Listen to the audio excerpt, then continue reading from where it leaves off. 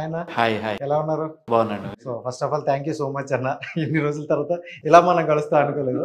And so YouTube సూపర్గా ఉంది. So sad biscuit and ఇప్పుడు థియేటర్ వరకు వెళ్ళారు. గ్రోత్ చాలా బాగుంది. అండ్ సో ఎలా అనిపిస్తుంది theatre experience? Theatre experience is all good. అంటే చాలా డిఫరెంట్ ఎక్స్పీరియన్స్ ఇది. అంటే దీనికోసమే కదా కష్టపడింది అల్టిమేట్లీ. సో ఆ రకంగా చాలా హ్యాపీగా ఉంది. అండ్ ఇప్పుడిప్పుడే కొంచెం మంచి మంచి క్యారెక్టర్స్లో వస్తున్నారు. సో చూడాలి ఎలా ఉంటుంది. ఇంకా అండ్ లక్ష్మీ కటాక్షం అంటే ఈ టైటిల్ కూడా అంటే ఎవరైనా ఎక్కువ మూవీలో టైటిల్ ఎక్కువగా చూస్తారు, జనాలకు బాగా కనెక్ట్ అవ్వాలి. సో ఇది చాలా క్యాచీ టైటిల్. సో ఎలా అనిపించింది ఈ టైటిల్ విన్నప్పుడు అండ్ ఈ స్టోరీ విన్నప్పుడు?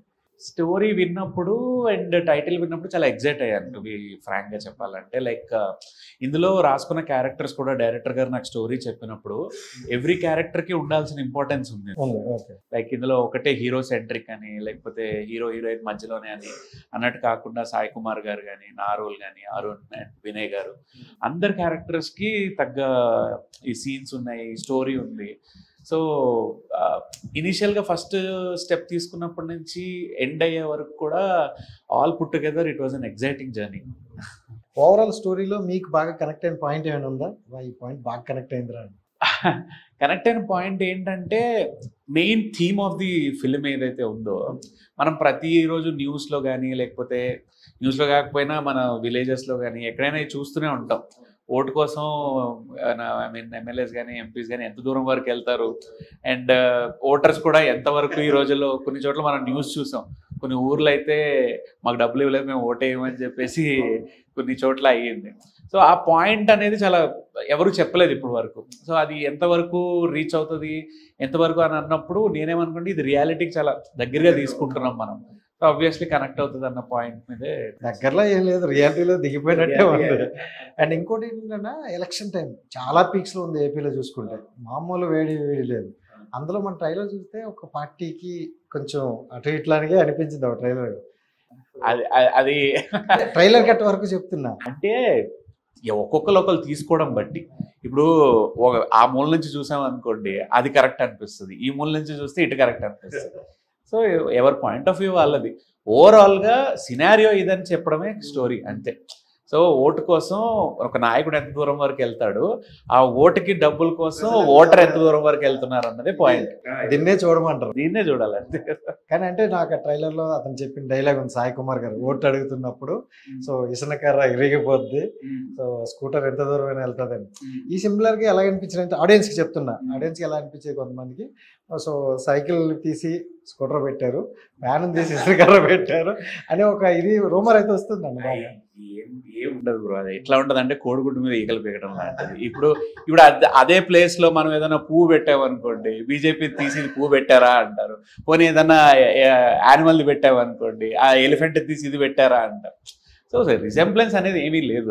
ఐ మీన్ ఏ పార్టీని ఉద్దేశించింది అయితే కాదు ఇది. ఇది బేసిక్గా సొసైటీలో మనం ఇంత ముందుకు వచ్చున్నా కూడా ఒక ఆ ప్రక్రియ ఏదైతే ఉందో ఎలక్షన్స్ టైంలో అది ఇంకా పోలేదు అని చూపించే ప్రయత్నమే ఇది లక్ష్మీ కటాక్షం అంతే. కానీ ఇది ఈ టైంలో రిలీజ్ చేయడమే కరెక్టా? ఈ టైంలో రిలీజ్ చేస్తేనే కదా కనెక్ట్ అవుతారు జనాలు. ఇప్పుడు ఎలక్షన్స్ అయిపోయినాయి అనుకోండి, అంతా అయిపోయింది, సెట్ అయిపోయిన తర్వాత అంత ఆ వేడి ఉండదు, ఆ బజ్ కూడా ఉండదు. ఇప్పుడు మా సినిమా రిలీజ్ అయింది అనుకోండి, అలాంటి సీన్లు బయట ఎక్కడైనా జరిగినా కూడా రిలేట్ అవుతారు, ప్రీవియస్ ఎప్పుడైనా అయినా కూడా రిలేట్ అవుతారు. ఇంకోటి ఏంటంటే అది అంటే ఆ టైంలో పక్కన పెడితే ఓటింగ్ నోట్ అనేది చాలా వైరల్ అవుతుంటాయి, ఆ క్రమంలో ఉంది. మనలు కూడా డిమాండ్ పరంగా గట్టిగా ఉన్నారు అక్కడ. సో అంటే అది మీరు అనేది ఎలక్షన్ అనేది పక్కన పెడితే ఒక కామెడీ వే మాత్రం అక్కడ బాగుంది. సాయి కుమార్ అండ్ ఓటర్కి మధ్య జరిగే కామెడీ చాలా హ్యాపీగా అనిపించింది అనమాట. సో ఆ సీక్వెన్స్లో అనేది మీకు ఎలా అనిపించింది? ఇప్పుడు కెమెరాలు అన్ని చోట్లకి వెళ్ళలేవు.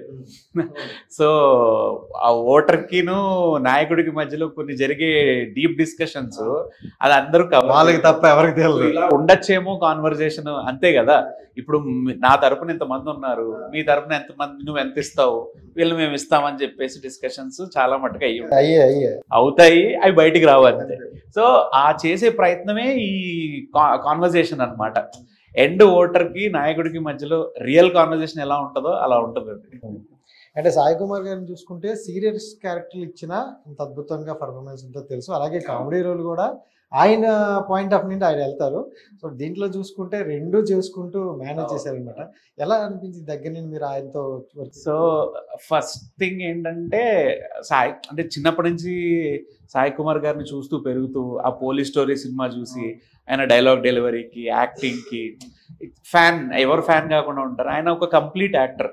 కామెడీ కానీ సెంటిమెంట్ కానీ యాక్షన్ కానీ విలనిజం కానీ అన్ని పర్ఫెక్ట్గా పండించేది. ఆయనతో ఫస్ట్ డే సీన్ చేస్తున్నప్పుడు ఫస్ట్ షాట్కి కొంచెం భయం వేసింది. అంటే ఆయనకి స్పెసిఫిక్గా మళ్ళీ డబ్బింగ్ చెప్పక్కర్లేదేమో అని అనిపించింది. ఆయన వాయిస్కి ఉన్న లాంగ్వేజ్ మీద ఉన్న కమాండ్కి దానికి. సో నాకు ఒక 2 టేక్స్ అయ్యేటప్పటికి నేను కొంచెం సింక్లో పడ్డాను. ఆయన అంటే సీన్లో ఆయనతో పాటు కోఆర్డినేషన్తో ఆయనతో కూర్చొని మాట్లాడి ఇది సీన్ ఇది అని ఆయనతో డిస్కస్ చేసినప్పుడు అది కొంచెం ఈజీగానే అయింది. సో పలకరించే వరకే తెలియదు అవతల మనిషి ఎలా మాట్లాడతారు అన్నట్టు సాయి కుమార్ గారితో మాట్లాడాక ఆయన చాలా నీట్గా ఇదమ్మా ఇదమ్మా అని చెప్పి మేము మంచిగా అయింది. నాకు ఆయనకి చాలా 1-on-1 సీన్స్ ఉన్నాయి. అది చాలా బాగా